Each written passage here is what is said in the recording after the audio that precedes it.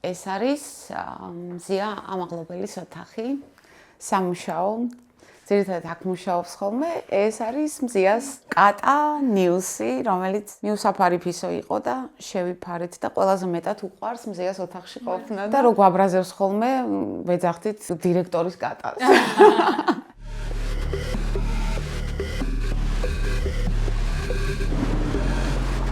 არ არის ტიპიური დირექტორი, ასე ვთქვათ, რომელიც რაღაცას მარუზი ბრძანებებს გასცემს და მიუწვდომელია და რაღაც კვარტლბეგზეა და ასე შემდეგ. არა, ის იყო ჩვენი თანამშრომელი, გუნდის წევრი, გუნდის ხელმძღვანელი, რომლის იმედი ყველა წუთას ყოველთვის შეგიძლია გქონდეს.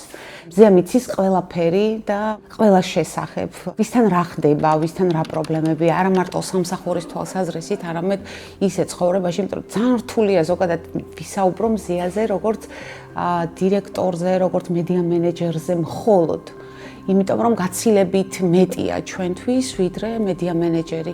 მეგობარია, წლების მანძილზე გამოცდილი მეგობარი, რომლის იმედი მუდამ შეიძლება რომ გქონდეს. და აი ეხლაც კი ციხეში რო არის არა, ახლაც კი გვაქვს მისი იმედი. ხო ძალიან უცნაური ახლა ეს ამბავი, რომ ადამიანი დატყვევებულია, 1 წელია უკანონო პატიმარია და პირიქით სულ გვაქვს ხოლმე ჩვენ განცდა განსაკუთრებით სასამართლო პროცესებზე გვქონდა ეს განცდა, რომ ჩვენ გვამხნევებს. ძალიან ფართოდ გაშუქდა ხოლმე მზიას პროცესები და ვინც ესწრებოდა, ფაქტობრივად ყველას ჰქონდა ეგ განცდა, რომ როგორ შეიძლება უსამართლოდ დააკავებული ადამიანი, რომელიც ტყვეობაშია, პირდაპირ პოლიტიკური ტყვეა, ქართული ოცნების, იქეთ გაძლევდეს ძალას და გამხნევებდეს და ეს არის ალბათ ჩვენი სინდისის პატიმრების ძალა ზოგადად რა, იმიტომ რომ არა მხოლოდ მზიასთან, არამედ სხვა პატიმრების პროცესზეც მქონია ეგ განცდა, რომ ადამიანები, რომლებიც არიან ტყვეობაში, პირიქით ჩვენ გვეიმედება თითქოს.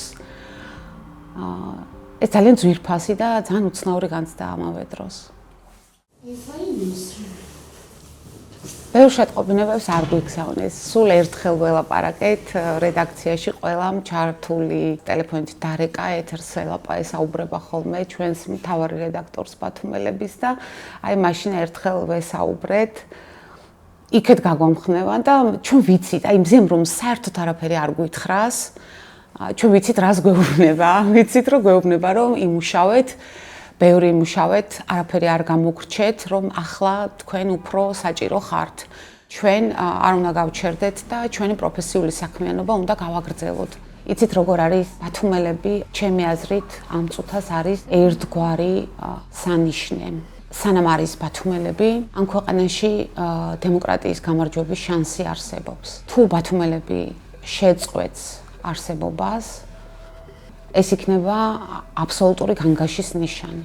მე პირადად ასე ვუყურებ და დარწმუნებული ვარ, რომ ეს ასეა, იმიტომ რომ ეს გამოცემა შეიქმნა ბევრი წლის წინ, ძალიან მალე სხვათა შორის მას შემდეგ, რაც საქართველოს დამოუკიდებელი გახდა, იქიდან მოყოლებული აკეთებს შეუძლებელს იმ თვალსაზრისით, რომ ეს გაზეთი მზიამ და ეთერიმ დაარსეს იმ დროს, როდესაც შეუძლებელი იყო მსგავსი გამოცემის არსებობა.